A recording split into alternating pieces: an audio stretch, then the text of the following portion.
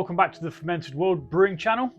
What we're going to be doing today is we're going to be using up some rather wrinkly, manky looking oranges, which you wouldn't normally eat because they go a bit gank. I mean, the kids have looked at them and they're like, nah, I ain't eating that. So we're going to ferment with them. There's still plenty of good sugars in there, and don't know about you, but I refuse to waste things. The sugars are going to be fermented, so it won't even taste that bad because all the sugar will be disappearing. I mean, looking at them, yes, they're as wrinkly as your gran. No offense to your gran, I'm sure she's really nice. But yeah, they're a bit past it. So what we're going to be doing is we're going to be removing all of the peel. We're going to be separating them into the small segments because these are, I want to say satsumas. Variety Tang Gold. It doesn't really go into much more detail as to what it is. I know them as satsumas, or is it a tangerine? Two different varieties in here. It won't matter if you do want to brew this, it won't matter which ones you use, just buy 2 bags of it. I'm only doing this to use them up. So these are Tang Gold, origin is Spain, and these are Nadakot, and the origin is Morocco. It doesn't matter, buy whatever you can get at the local supermarket, or even off your greengrocer, if you can get these small easy peel ones, because they do taste a lot different to like bigger oranges, you know, that don't come off in the segments as easy. So that's literally what we're going to do. I got 2 bags of these. I'm making sure that there's none that are too bad. If there's any that I'm not happy with, I will just compost them. So I'm going to quickly speed this up because it's going to take a while. And what we're going to do is we're going to slice them all just once, each one, and we're going to freeze them.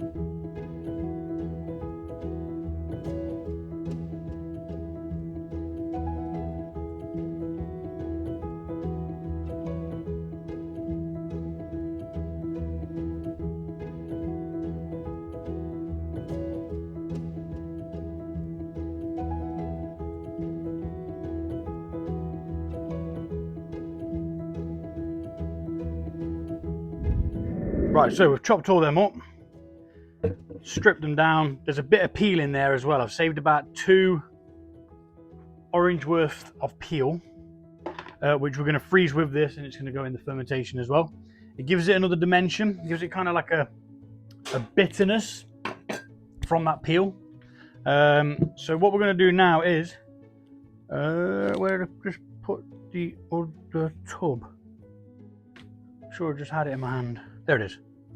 Tripping out. Right, so what we're going to do now is we're going to weigh how much we've got, just so you guys know, and so I know if I want to come and recreate this. Now this could be catastrophic, but I think we'll make it.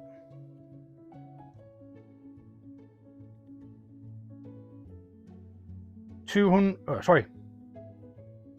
550 grams of oranges, minus the little bit of peel that's in there. But if you do 550 grams ish, roughly, whatever, or whatever you get in a bag, that might even be 1 bag's worth, who knows. And then you add some orange peel as well. That would just, like I say, give it a little bit of a bitterness, give it another dimension, as well as the sweetness that we'll be adding back to it later on. So I don't even need to cross that back over. So this is going to get frozen overnight, and tomorrow we shall thaw it out, and then later on in the evening we shall brew a mead with it, get it used up instead of it wasting. And they're going on the compost heap. Apart from that, which is a pip. Now some of these did seem to have pips in, I'm going to double check that that's okay. I don't think orange pips are harmful, but it's always worth checking and double checking. I know that cherry seeds are really bad for you. They've got like cyanide in and stuff like that, so don't mess with cherry seeds. I will find out about the orange pips though, just to make sure that they are okay in there. And if there is any issue with them being put in there, then we're going to have a bit of a problem trying to find them all, to be fair. But that was the only one that I saw in the whole 2 bags. So this goes in the freezer and we'll be back tomorrow. Oranges. There was 2 packs of orange that nobody seemed to want to eat, so I'm gonna ferment them. I've also got half a large orange, half a lemon, and I don't know why, but 2 halves of a lime. So pretty much a whole lime. We're going to make a citrus mead. These are going in all together. I'm going to juice these. This has got the oranges, actually got a bit of peel in there. We're going to be doing a big batch of this. So we're going to be using double the amount of honey that I'd normally use. And yeah, these were peeled, sliced and frozen overnight. These were already frozen. And yeah, let's get it all together. You need a big bucket because that's how we roll. We're gonna bash that in there.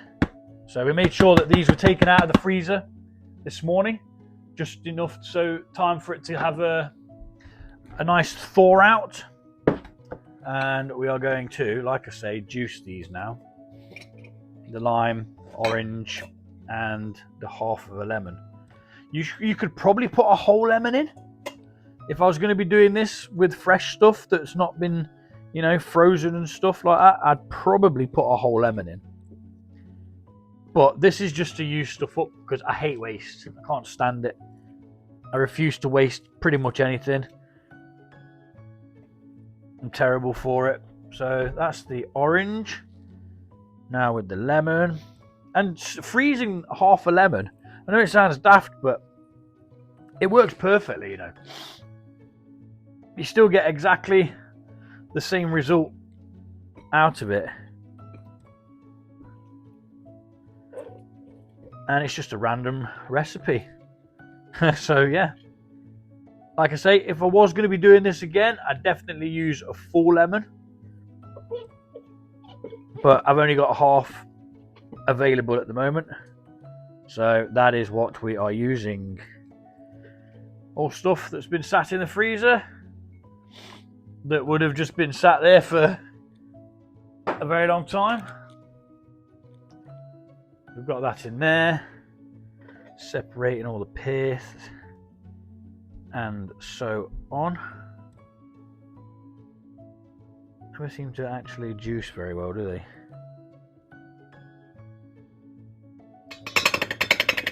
There we go. That'll do. Pop that in there. Out of the way for now. That can go in there. Because it's going to be citric, we are going to put in something called, is it potassium bicarbonate? I can't remember what it's called. But we'll find out because it's right here. It helps balance pH.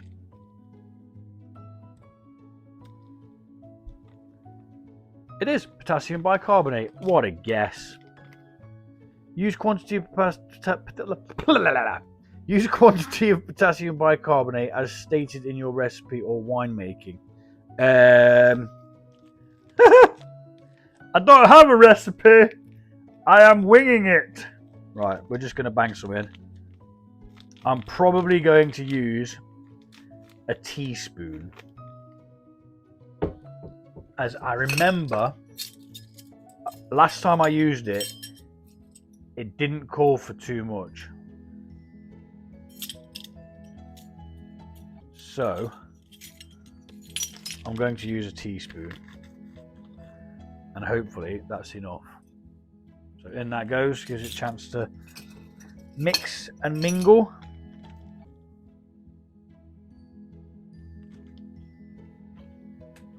Dog's come in for a drink as always. Waits all day until I start a video, and then of course let's go and bother Dad. Why wouldn't you? You know? Right, so we're going to be banging some honey in.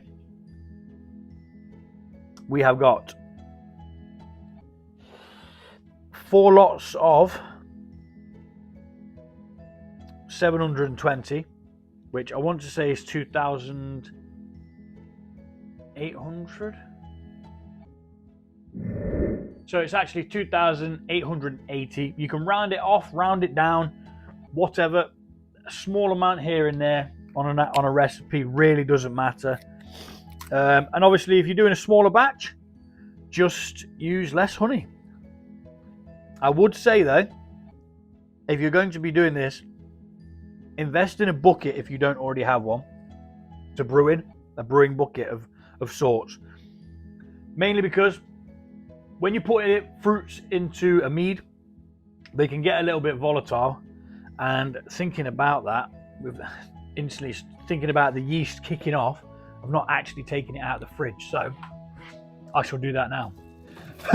We keep it in the fridge as it keeps it dormant, puts it to sleep, lets it just chill out. And I can't get the bloody thing that's closed in there. Yeah, so let me pop this light on as well. There you go. Oh, voila. I'm going to pop that in my skyrocket. So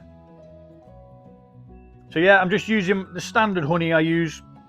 It's cheap and cheerful. It tastes great. Blossom honey, this is by Hilltop Honey.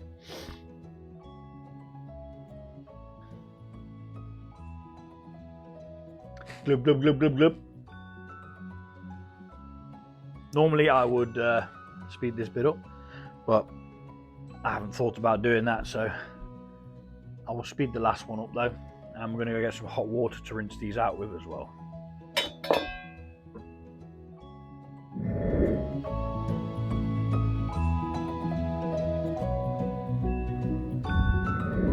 Right, so a little bit of water in here.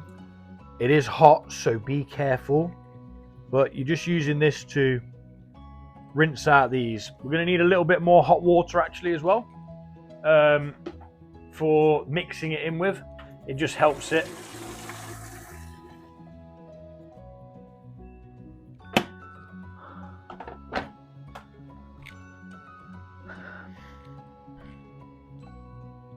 Hot water in there, and we're just going to give them a little bit of a shake. And be careful when doing so. The water is hot and you don't want to burn it yourself. Oh no, no, no, no, no. That is not what we came here for. We came here to make mead, not burn ourselves. So my recipes are always available. As long as it is my own recipe, I will share it. And you can adapt these however you like. You know, if you don't like a certain thing that I put in it, don't put it in. Use the bits that you do like. Not everybody's taste is the same. You can use what honey you like as well. If you've got a local beekeeper and you want to use their honey, you use their honey.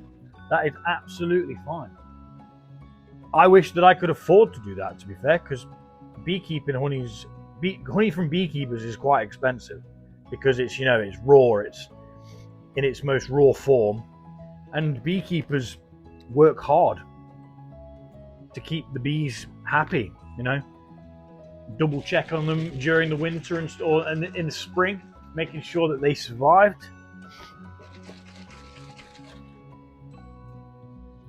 There's actually a set of beekeepers in my allotment. I've got a little allotment. I say little, it's absolutely massive. But I've got an allotment, yeah. So they've got bees on there, and I met the beekeepers, and they're really, really sound. But the guy wasn't too happy about me fermenting his honey. So I don't think they let me know when it was for sale. So what I'm going to do is I'm going to drop him off a bottle of one that I've brewed myself with just cheap honey and hopefully win him over.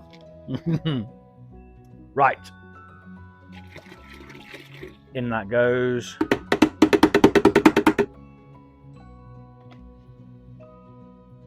Let's get these out of the road. Okie dokie. The kettle's nearly boiled. We're going to need about, where are we at here? Maybe a litre of hot water, and then we're going to top it up with the cold. And I've got my trusty little measure face to let me make sure that I don't put any more than a litre in. Normally I'd do half a litre of hot water to help break down the honey whilst mixing. Really, really helpful. It just makes the process of mixing all this honey a lot quicker. So, but you don't want too much, otherwise what will happen, you'd struggle to keep the temperature down enough to be able to pitch your yeast. So this mixer has been sterilised. I'm doing it the wrong way. Doing it the right way helps, honestly, it really does. It's caught on something. There we go. And we're just going to mix that honey in.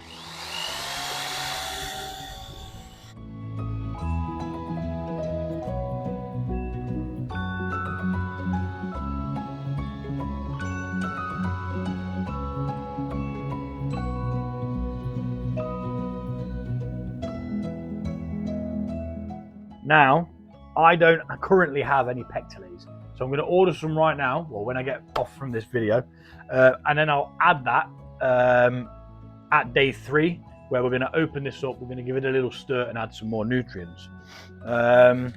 So let's double check how we're doing for the honey being mixed in. I think for the amount of water we've got, I think that dilution's pretty good. Yep, so far so good. So now we're going to get some more water and we're going to top this up to about the, let me just double check on the other one because I did measure it out one time, just below that mark. So we're going to do this up to the 9.5 litre mark, get some water in there. We've got 5 litres here and we'll see where that takes us up to.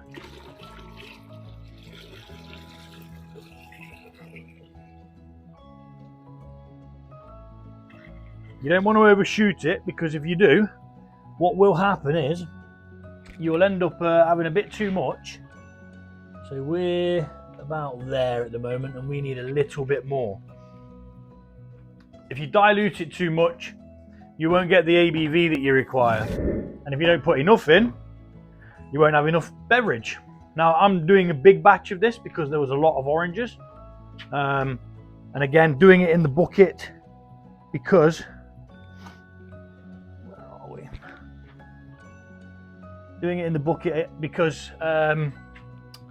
of the volatileness of fruit. When it gets fermented, it just goes next level batshit crazy. And if you put it in a demijohn, so for example, just excuse this demijohn, it's not clean, but example, if you put your mead in here and you fill your mead up to here, then you add your fruit, what's going to happen is when this kicks off and all the bubbles are rising to the top, it's going to create a raft. It's going to push all of that stuff out the top of your airlock. And then for however long it is until you realize, first of all, it's going to make a hell of a mess. I've got a splatter here from when I brewed a red wine out of grape juice that I bought from the store. It's stained the flipping wall. I've had it all down here. Some of the mess that I've had, you would not believe.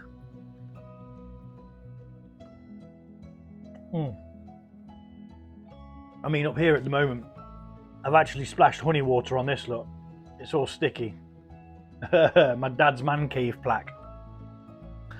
So, waffle, waffle, waffle. Who doesn't like waffling?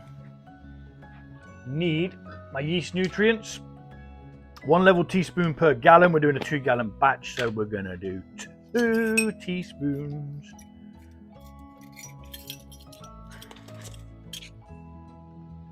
And we will be adding more of this as well at day 3. Once the thing is kicked off, fermentation is kicked off. See, that's resting at 22 degrees. That is perfect, actually, you know. Damn near perfect. I aim my thermostat set in here for my beverages 20 degrees. I know I always say it, but some people are new, they might not have heard it. 20 degrees is a sweet spot, I think. I'm currently doing a temperature check to see whether we could brew faster at a higher temperature and still get the same result when I'm doing one in a cold temperature as well. Which, the last time we checked, the cold temperature one actually tasted a hell of a lot cleaner. There was no signs of like off flavors or anything like that. The hot one, I'm not gonna lie, it tasted rank. It wasn't nice at all. Anywho, let's get that mixed in now. We've got our water, we've got the honey in there, we've got the oranges, we've got our nutrients in there now, and we've got our potassium bicarbonate. Was it potassium or sodium? Potassium, I think.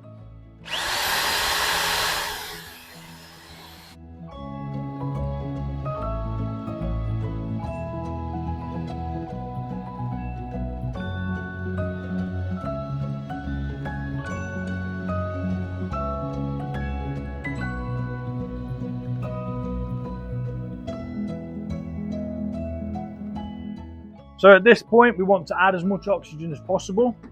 When we come to this in 3 days' time, we are going to be very, very careful with it. My hands are sanitary. I have washed them in the sanitizing liquid, so don't you worry about that. We can't really calculate what the sugars in the fruit's going to give us. It will ferment, but we can't really tell what it's going to be adding to it. So that is our, oh, it's caught again. That's it basically mixed in. I'm just going to double check that all the honey has been taken from the edges and we haven't got bits left on the corners like we had before once. No, we're good. We're all mixed in there. So now what we do is we move that off the wall in case we need it again, because that's not good. We're going to take a hydrometer reading. Excuse me. And this will determine what our start gravity is. We'll do a little equation, which I don't do. I just cheat and use an app. And it will tell us what the ABV will be when we come to finish this beverage.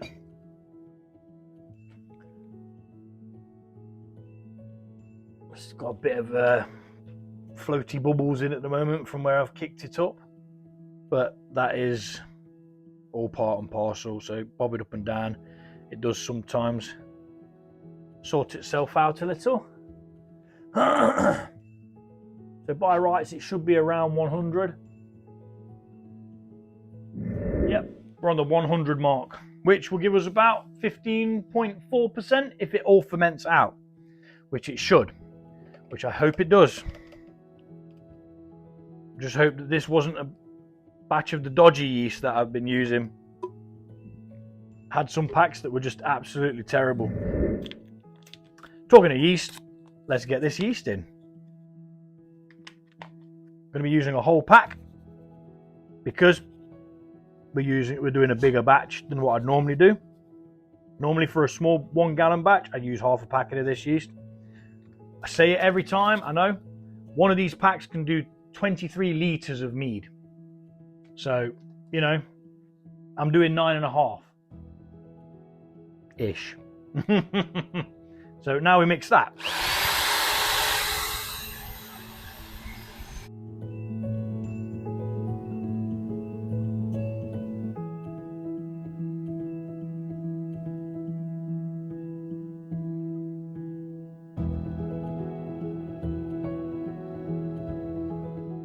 Just make sure that we ain't got loads of massive clumps.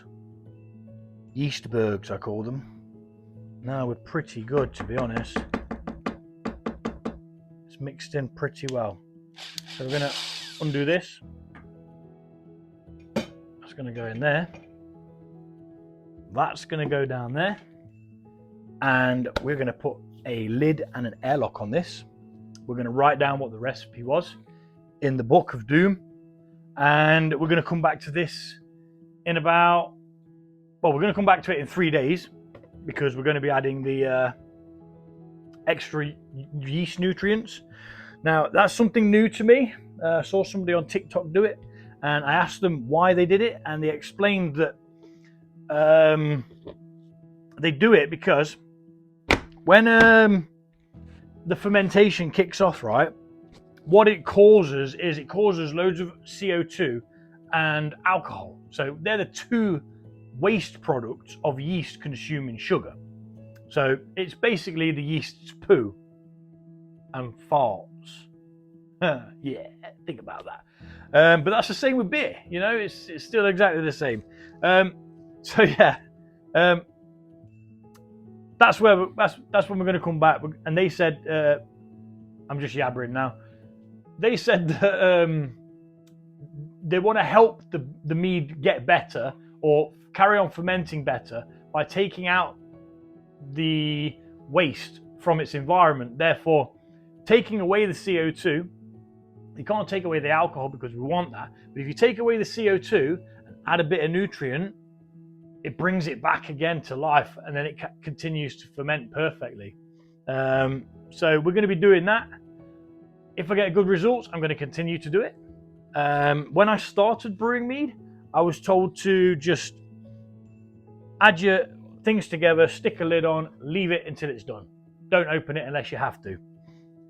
They said they were told that as well. I think it's Three Horns Meadery on TikTok if you want to check them out. They're a proper meadery doing big batches and stuff, so they definitely know what they're on about. I'm just an amateur, so yeah, I just have fun doing it. So orange mead.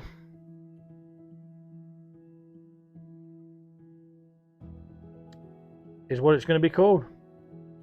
Start gravity was OG 1.100. Today's date is the 28th of March 24. And we'll write down the ingredients as to what we put in it. And that will be shared in the description down below. So until we're back to have a look at this, thanks for watching, and I'll see you all soon.